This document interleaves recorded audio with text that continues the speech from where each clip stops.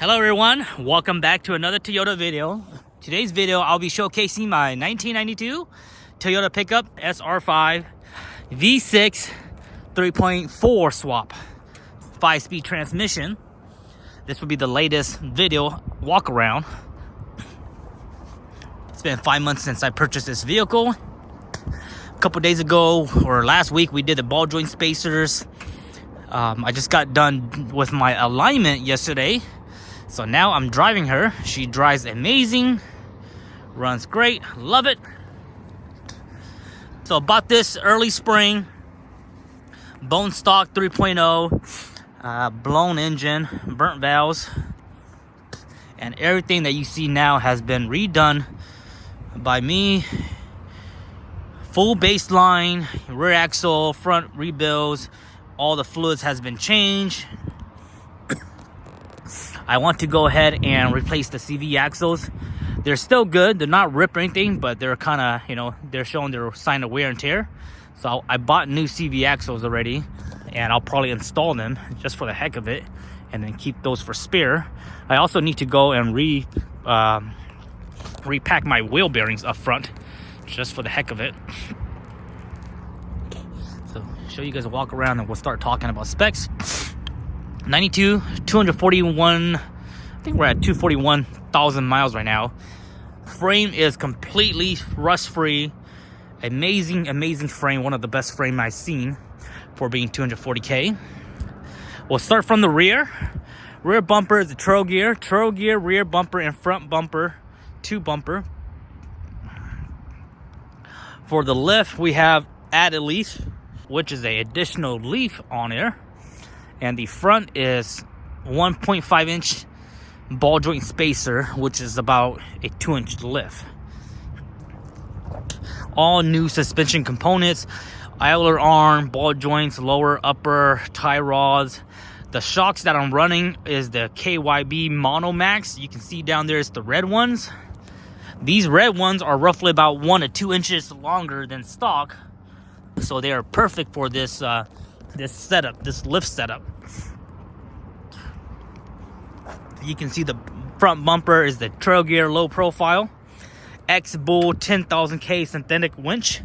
I have not really used that winch yet. It's still brand new.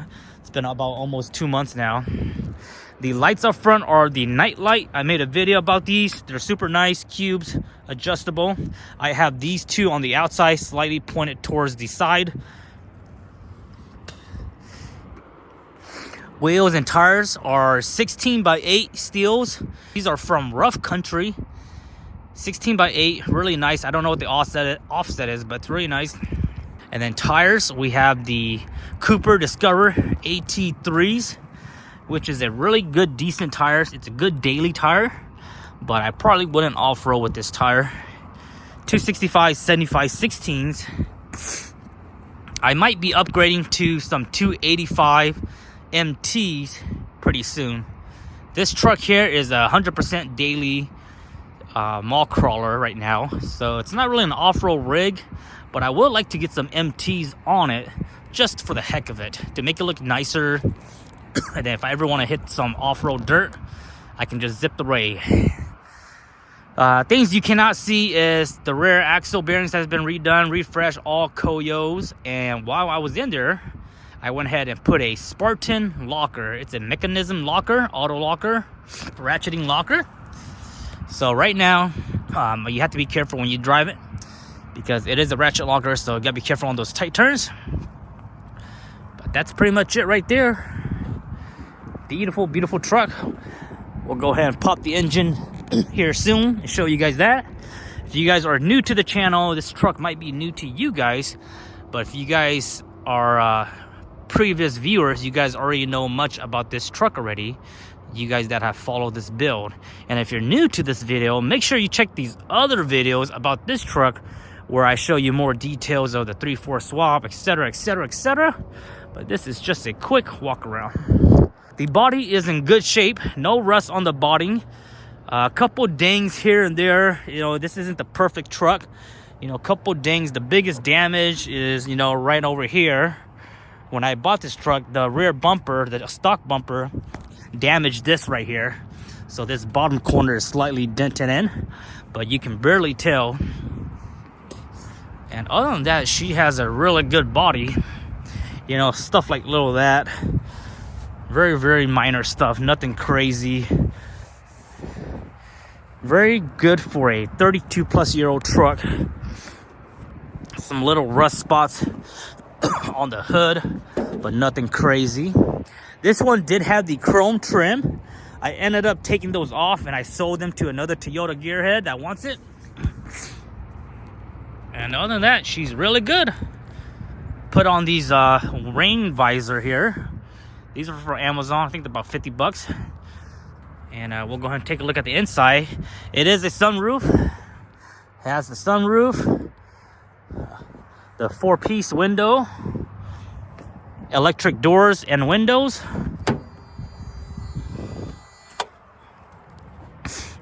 With the gray interior, cloth, electric, very nice. This has the G254, so we are originally on factory 456 gears. 241,000 miles for the wrecker.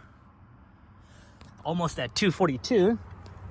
Should be there by next month.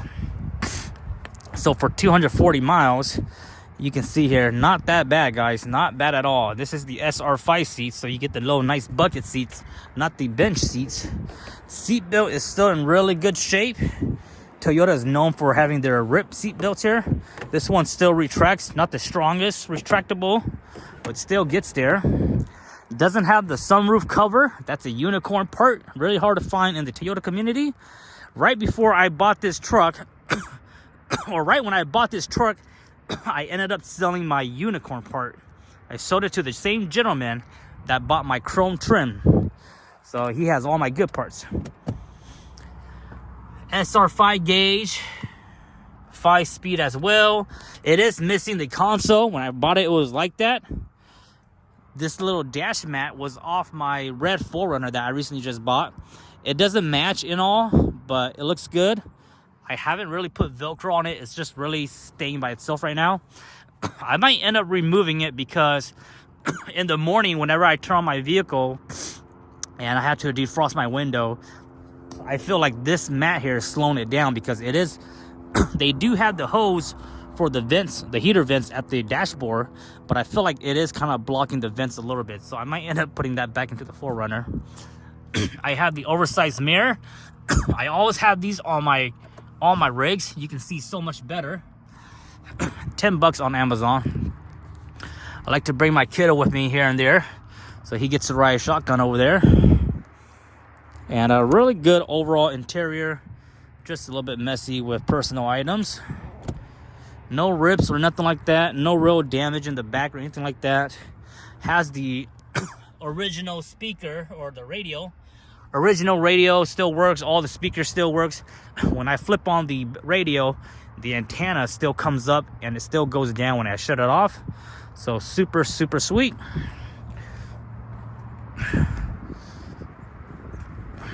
It is black. Couldn't use a wash and couldn't use a polish, but man, with black truck, they're just like white truck. As soon as they get dirty, you see them right away.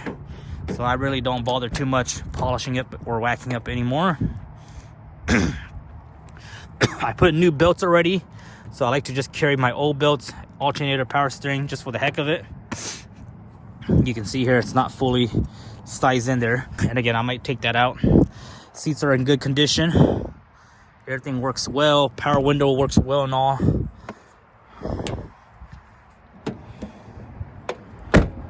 So that's it right there. I'll go ahead and crawl down a little bit, show you guys a little bit of the frame. The frame, like I said earlier, completely rust free. I did went ahead and degrease it, pressure wash it, and then I put some Rust-Oleum Professional black spray paint just to give it an extra protection. We don't really get salt up here in Alaska, so I'm not worried too much about rust and stuff like that. I was thinking about getting some fluid film and spray the frame metal, but haven't got to that yet. You can see the shocks right there, all the Monomax. They are really nice, and the additional add-a leaf right there. We have the rear breather as well. The center carrier for the driveline has been completely replaced with the OEM Toyota. Every bearing, everything like that is completely all high quality Toyota only. We have the original plastic liner with an extra rubber guard, rubber mat. I might go ahead and remove this mat for the winter, because in the winter time when it gets snowy and I need to shovel the snow out, this actually makes it more complicated, and sometimes snow gets trapped under this mat. So I might remove this mat right before the winter comes. I like to put 2 ratchet straps. They're just easily accessible. And then I carry a little milk crate. I have a shovel, some hitch, and a small jack, something like that. 4-way tire iron. That's pretty much it right there for exterior, interior. Let's go ahead and show off the engine bay real quick. And like I said earlier, if you guys are new to this channel and you guys want to see more details videos about this swap, I do have other dedicated video where I show off just the engine bay here and 3/4 swap. But quick recap: original 3.0 5-speed engine has been fully top and rebuilt, head gasket, all new stuff. This engine is off of a 2000 Tacoma 5-speed as well, so super awesome. Toy only swap air intake, champion radiator, aluminum, toy only swap battery tray and evap mount. And then we also have toy only swap shaved intake. This intake has been shaved so it sits lower for it to clear the hood. Engine, like I said, has been fully top and rebuilt. Runs amazing. All new gasket everywhere, everything you can think of. All new gaskets, new plugs, new wires, PCV valve, all the hoses for the PCV water, all that's new. All this is new right here. This hose it's so new because I replaced it the other day. I can still smell the rubber coming out of it. As soon as you walk to this vehicle, I can smell this fresh rubber. One thing I also did do a couple of days ago, yesterday, is I did the Big 3 upgrade, which is the Big 3 upgrade, which is where you upgrade your wires. So this wire from the firewall to the cylinder head, that's a 2-gauge ground. We have a 2-gauge ground from battery to the fender as well.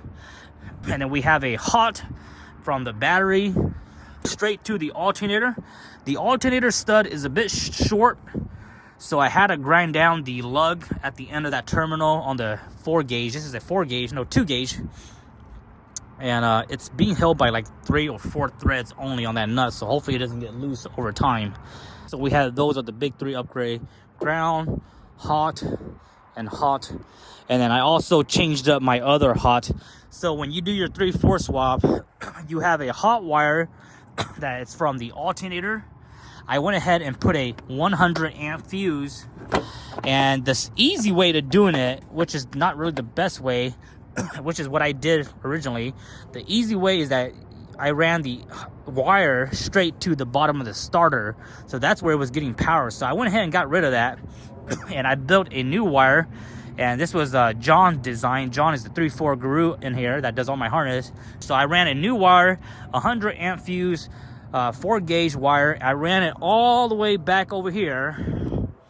It comes all the way over here. It goes into this fuse right here. This is a blue C fuse. And then the hot wire comes back out and comes and get power at the battery.